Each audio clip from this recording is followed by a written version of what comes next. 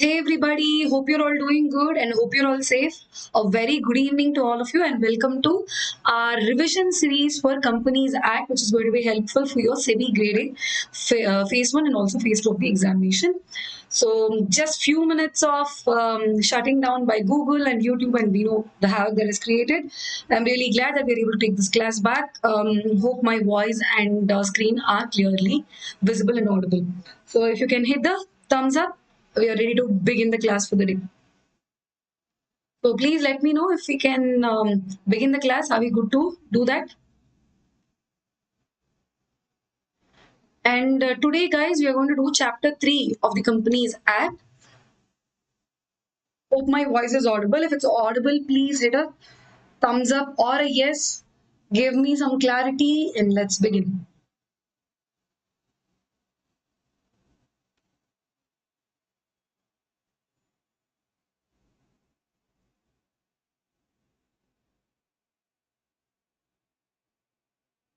Guys, are we good to begin?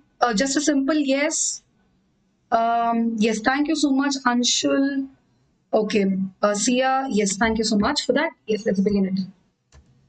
So here I'm back with my quote for the day, and that is the best way to predict your future is to create it, said by Mr. Abraham Lincoln, and I'm sure all of us are going to agree with this. So you don't have to predict your future based on stars, but we create our future, right? That's the best way to do it. Big thumbs up for that, and let's begin the class. I want every one of you to make the note of the upcoming events at Oliveboard, which can help and enable your preparation. One is our revision series for the Companies Act. We'll be covering 50 most important questions, and this is going to happen every Monday to Thursday at 6 p.m. So apart from this, we Monday to Friday, I'm just correcting it. Apart from this, we have the current affairs series for RBI Grade B, phase 1 and phase 2. We also have the current affairs series for SEBI Grade A phase 1 of the examination. You will find the links for all of these in the description box below. So let's begin today's class with the first question of the day. According to section 23 of the Companies Act 2013, in how many ways can a public company raise funding? A, through public offering, B, through private placement, C, through existing shareholders, D, A and C, and E, all of the above. Yes, some of the answers already coming in. Yes, it is through all the three ways a public company can raise its funding. Yes, and you have to remember here that sometimes you can expect questions on these lines. The ways in which a public company can raise its funding is mentioned in which section of the Companies Act. So these sections are also becoming very, very important. So it is section 23, right? So let's see in how many ways a public company can raise an issue. One is, as you've seen, it is a public issue or public offering, which has two parts, the initial public offering and also the follow-on public offering. And apart from this, we have the private placement. A public company can go for a private placement. And we all know that there are different types of private placements, some of them being the preferential issue and other being the qualified institutional payment. We have discussed all of these in our finance lecture series too. So I'm not going to go into detail of all these things. Rather, we are going to focus on the sections here, which is going to be very, very relevant from the examination for point of view for the Companies Act. Right. Apart from this, we have the rights issue and bonus issue, which will fall under the category of existing shareholders. So you're trying to raise the funds through rights and the bonus issue. But if you look at the private company, there are not these many ways. There are only two ways. One is the private placements and other is the existing shareholders by using the rights and the bonus issue, right? So these are some of the things that we have to remember. You have to also know that there was no section in the Companies Act 1956 which was dealing with this, but the section 23 of the Companies Act here talks about in how many ways a private or a public company can raise its funds. Next question is this. Power of Securities and Exchange Board to regulate the issue and transfer of securities is dealt under which of the following sections of the Companies Act? A, Section 24, Section 25, 26, 27, and 28. How many of you are going to answer it? Since this is the very first year we have a Companies Act as a separate section for SEBI Grade A examination, you will see that most of the questions are going to be at the top level. They are not definitely going to go into the details of it, right? Let's know all the chapters, the broad chapters that they've mentioned in the syllabus and the sections which are falling under these chapters, right? The answer for this is power of SEBI. Yes, it is section 424, which talks about the powers of SEBI, which can regulate the issue and transfer of securities. Right. So section 24 in the Companies Act is talking about the power of SEBI, or the Securities and Exchange Board of India, to regulate the issue and the transfer of securities. And in this, what are the main things that they're going to cover? It is talking about these two things: issue and transfer of securities, and non-payment of dividend by the listed companies or those companies which intend to get their securities listed. So any listed companies or those companies which are expecting to list themselves in any recognized stock exchange. But those companies which are being exempted from the act will not be dealt with in this chapter, right? And apart from this, any other company other than these will be administered by the central government. This is also one thing. So the listed companies or any other companies that are going to be listed, these are the things that will be dealt by SEBI. But in any other case, it will be administered by the central government. So this is also mentioned under the section 24 of the Companies Act itself, right? So next question. Which of the following is correct with respect to the shelf prospectus? A, it does not need a separate prospectus for each offering. B, it is a prospectus that lacks complete particulars about the quantum or the price of the securities. C, the validity period of the shelf prospectus cannot exceed more than 2 years. D, A and C. E, none of the above.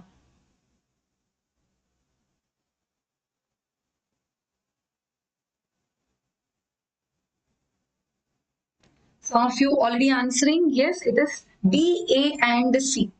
So, which of them are correct with respect to the shelf? It does not need a separate prospectus for each offering. Yes, when when a company issues a shelf prospectus, it does not need a separate prospectus for each of the offering, and it is a prospectus that lacks complete particulars. No, it does not lack the complete particulars about the quantum or the price of the securities. This is incorrect. This is talking about another prospectus which will be looking at it. And then the validity period of the shelf prospectus cannot exceed more than 2 years, right? So this is also correct. So D, A and C are correct here. As we have seen, shelf prospectus is nothing but we are seeing that it is mentioned in section 31 of the Companies Act 2013, and it is going to include all the particulars of the companies. It can be defined as that prospectus that can be issued by any company or a financial institution or a bank also, whenever it's issuing securities or certain group of securities. And whenever a company is issuing such kind of security, it's going to be valid for a year, right? And also we have to remember here that the validity period is not going to exceed more than 1 year. So yes, actually I'm incorrect. So what is the correct answer for this? It is only A, right? So yes, so this was an incorrect statement. It cannot exceed more than 2 years. It cannot exceed more than a year. What is the answer for this question? It is only A. Please mark this question correct here. It is only uh, option A, which is correct. And the shelf prospectus is only valid for a period of 1 year, and the companies which are issuing the shelf prospectus does not have to keep on issuing a separate prospectus for each of its offerings, right? So these are some of the important points. And apart from this, you have to remember that whenever a company is issuing a shelf prospectus, it should be filed with the register within 3 months before the issue. So 3 months before the issue, it should be filing it with the registrar, right? These are some of the important points that you have to remember. Let's proceed. The next question: which of the following section in the Companies Act 2013 mentions about the red herring prospectus? A, section 30, section 31, 32, 33, and 34. Which of the answers is correct here? So which section talks about the red herring prospectus? The answer is, it is C. Good job. Section 32 talks about the red herring prospectus in the Companies Act 2013. So what is red herring prospectus? It is nothing but a prospectus which is not going to have that complete particular about the quantum or the price, which we have seen in our questions in the shelf prospectus, right? That is relevant for the red herring prospectus. It is mentioned in section 32, and it is not going to have a complete information of the security. And companies can issue a red herring prospectus prior to the issue of the prospectus when it is proposing to make an offer of the securities. And this type of prospectus need to be filed with the register at least 3 days prior, right? We have seen 3 months prior for the shelf prospectus, but it is 3 days prior for the red herring prospectus. So apart from shelf prospectus, we have different shelf and red herring prospectus. We have abridged prospectus and also deemed prospectus, right? These are all the various types of prospectus which can be relevant from the examination point of view. So I want every one of you to go ahead and understand what is abridged prospectus and also deemed prospectus. Next question, according to section 29, demat or dematerialized form is compulsory for which of the following? A, company is going for public offer. B, company is going for private placement. C, prescribed unlisted companies. D, A and C, and E, all of the above. So which of the following companies need to go definitely with a demat format? So how many of you know this? What is the answer for this question? It is option D, A and C. So companies going for public offer. This is very simple because they must go for the demat form. But also prescribed unlisted companies by the SEBI also should go for the demat form. But companies going for the private placement do not require this demat form mandatorily. Right? This is asking about compulsory. Right? It is D, A and C.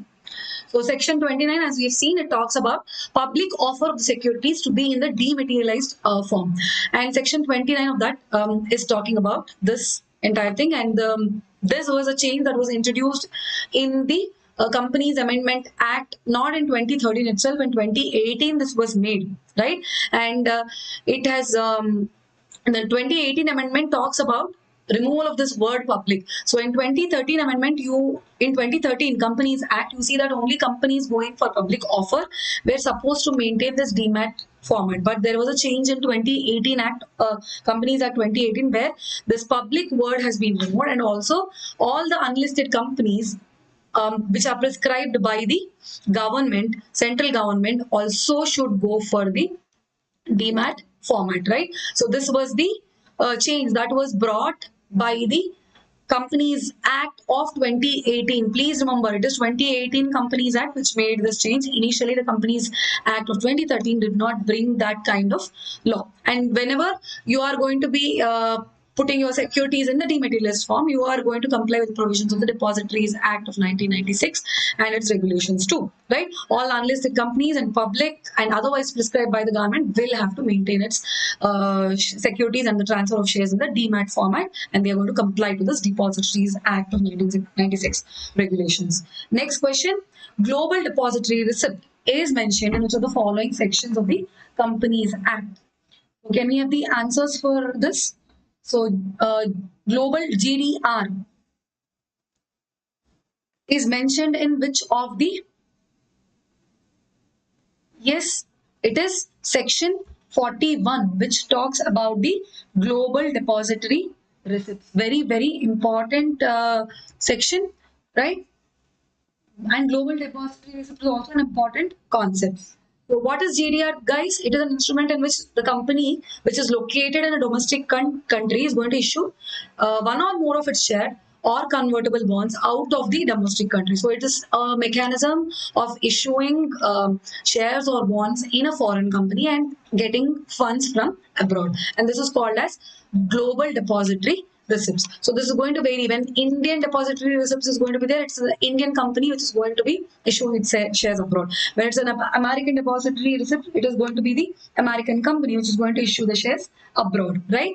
So what are the advantages of such kind of global depository receipts? It is going to provide the domestic company with a foreign capital, and these can be freely transferred, and it is also going to obviously increase the shareholders base in the company, right? So these are the obvious advantages that GDR has got.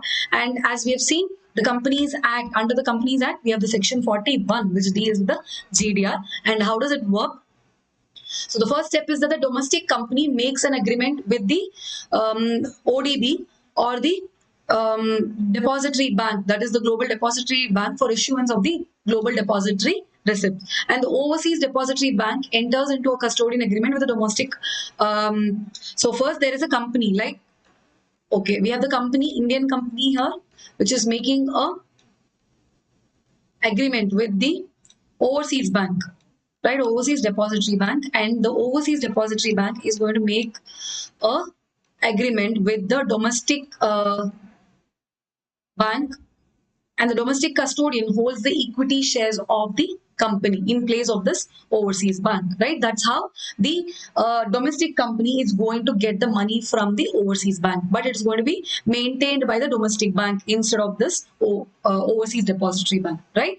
So next question, which of the following are correct with respect to the private placement? It is mentioned in the section 40 of the Companies Act to maximum limit for the private placement in a financial year cannot exceed 200. 3 private placement must be made within 60 days. So A 1 and 2, B 2 and 3, C 1 and 3, D 3 only, and E all of the above, right? So what is the answer for this question? Which of the following are correct with respect to the private placement? It is not mentioned in section 40. So we have to remember all the sections now, because as I told, it is going to be the very first year in which the Companies Act is introduced. So you can expect questions on these lines, because it is the top view of the questions. They might not go into detail of it. So we have to know the sections and what they are dealing with, which becomes very, very important. So the private placement is dealt under the section 40 of the Companies Act, and the maximum limit for the private placement in a financial year cannot exceed 200. So this is correct. This is incorrect, and the private placement must be made within 60 days. So which is the section that deals with private placement? It is the section 42, not section 40, right? So what does section 40 deal with then? It is going to be dealing with the securities to be dealt within the stock exchanges, right? So section 40 deals with the securities that have to be dealt in the stock exchanges. That is the secondary issue market. Now, let's see what is private placement. I'm sure you all know about it. It is an agreement for the equity investment in a business, which is directly made between the business and the investor. So where a company is not going to issue its share to the public, but it is going to issue the shares to a limited number of investors, private investor, rather than making it as a initial public offering, right? And as we have seen, it does not require the underwriters or the registration with SEBI. Only the initial public offering is going to require such a kind of registration with the SEBI, and because it's only going to be made available to a limited number of individuals, right? As I've told you, who can issue a private placement? A public company and also a private company can issue this private placement, right?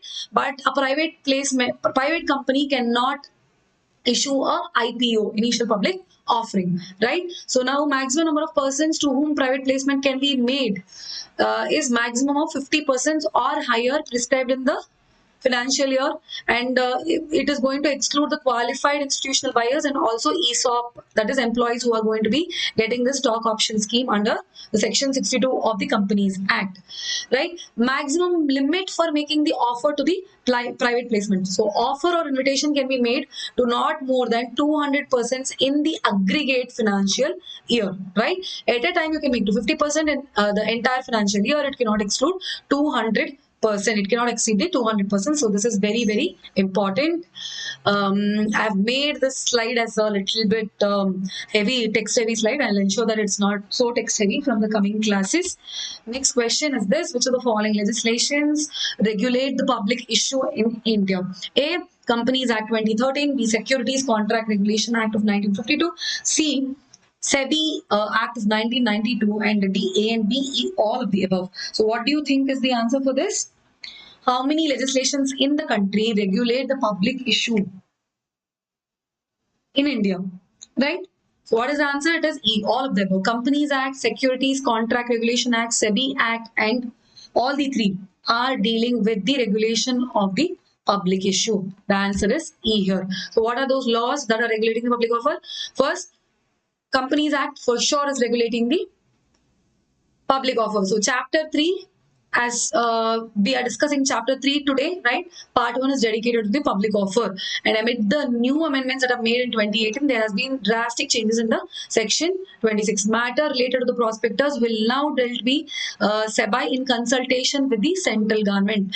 Till the SEBI notifies matters related to the prospectus, the company can refer to the information and the reports under the regulations made by the SEBI Act of 1992. So now any changes or matters relating to the prospectus will be dealt together by SEBI in consultation with the central government, and provisions of the Companies Act of 2013 is one of the legislation that is regulating the public offer. Apart from this, you have the SEBI rules and regulations. SEBI rules and regulations like the SEBI issue of the ICDR norms, which we've already discussed in the Finance Act, which deal with the public offering, right? So this is talking about ICDR, definitely talks about the public offering. So it is one of the SEBI rules. And apart from this, SEBI listing obligations and disclosure requirements, it is also dealing with that. And regulations 2015, the listing regulations, these are all important regulations which are regulating the public offer. Apart from this, Securities Contracts Regulation Act is also dealing with the public offer, right? These are the important regulations that are dealing with the public offer. And next question, which of the following cases will be acted upon by the section 38 Companies Act 2013? So for this, we should know what is section 38, isn't it? So which of the following cases, to answer this, we need to know what is section 38 dealing with. Can I have the answers here? A, person fraudulently inducing persons to invest money in the securities. B, a person making an application on a fictitious name. C, misstatements in the prospectus. D, A and C, E, all of the above. So what do you think? Section 38 actually talks about punishment for personation for acquisition of securities. It is A, person making an application in a fictitious name will be dealt under the section 38, right? So this is one thing very, very important here. Punishment for fraudulently inducing the persons to invest money in the securities, it is not dealt under the section 38. We have the section 36 that is dealing with this kind of malpractice, that is when a person is fraudulently inducing a person to invest money in the securities. And for misstatements, it is under anything not correctly mentioned in the prospectus, it will be dealt by section 35. So please note all these sections. Misstatement in the prospectus will be dealt by section 35. A person making an application in the fictitious name or impersonation. What does that mean? You are making an application, the fictitious name means that you are impersonating someone else's name. So in such case of cases, you will be dealt under section 38. And if a person is fraudulently inducing persons to invest money in securities, second person, then it is going to be dealt under section 36, right? So as we have seen here, punishment for personation of acquisition of securities will be dealt under the section 38 of the Companies Act. So any person who makes or abets making of an application, the fictitious name to a company, any person who is making multiple applications to a company in different names or different combinations, otherwise inducing directly or indirectly company to allot securities to him, right? So whenever a person is going to, company or a person is going to induce the transfer or the allotment of the securities to them in a fictitious name, then also it is going to be dealt under this category. But as I have told here, if you are inducing the persons to invest, some other persons to invest in the security, that is section 36. If you're talking about inducing securities towards yourself in a fictitious name, it is under section 38. So any case of impersonation, that means you are fictitiously identifying yourself with some other name, then it is going to be dealt by the section 38. Right. Last question for the day. Variation of the terms of the contract or the objects in the prospectus is mentioned in the following sections of the Companies Act 2013. So which is that section we talk about the variations of the terms of the contract in the, it is section 27, which deals with the change of the terms of the contract, right? So as I told, this is going to be the very first year in which the Companies Act has been introduced as a part of the section in the SEBI Grade A. So you can expect questions on these lines. This section 27 in the Companies Act, which is talking about the change in the terms of the contract or the objects in the prospectus. Very, very important. So regulations required in case of an unlimited company limited by guarantee or private committee limited. So this is going to be applicable for an unlimited company or a limited company or a private company limited by the shares. So in the case of any unlimited company, the articles shall state that the number of members with which the company is to be registered, and if the company has a, so it is all giving the criteria for which the Companies Act section 27 is going to be held accountable. But the basic idea is it is going to talk about the variations in the terms of the contract. Here variations are going to include the original purpose. So if the original purpose of the contract or the prospectus is going to be changed, then it's going to be applicable. The total money raised, if it's going to be changed, even then it's going to be applicable.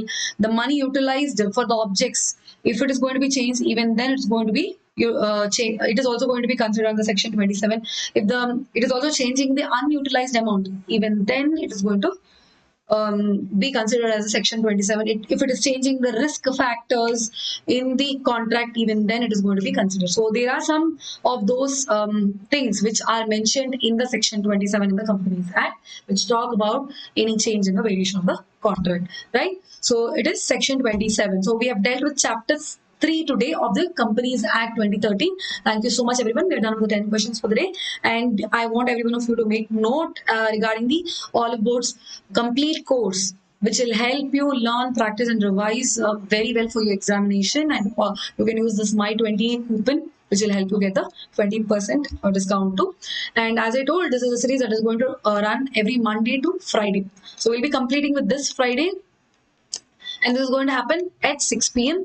You will find the links for the same in the description box below. Thank you so much, guys. If you found the video useful, hit the like button. If you want to stay updated with respect to the preparation of RBI Grade B and SEBI Grade A, please subscribe to Oliveboard. Thank you so much again. We are getting lots and lots of queries. Ma'am, I'm very much weak in quant section. What should I do? Ma'am, I do not know the arithmetic. What should I do? Ma'am, I don't know the basics. What is the solution? Or you are worried about the DI section. Many of you are worried now that our SBI PO exam is just after a month now. So I have a perfect plan for you. Now this batch is available in Hindi as well as English, so no need to worry about the language. You are also going to have the basics section, so basics will be cleared in that. After that, we will be solving the question in our class. Afterwards, you are going to have live practice session wherein the time will be allotted and your performance will be checked with other students. And at the end, you are going to have this session what you have to follow while attempting the exam. This is not their own. They are also there with you for your mains as well. Okay, so this is a complete and fulfilling package to crack the exam. So guys, what are you waiting for? Join us today.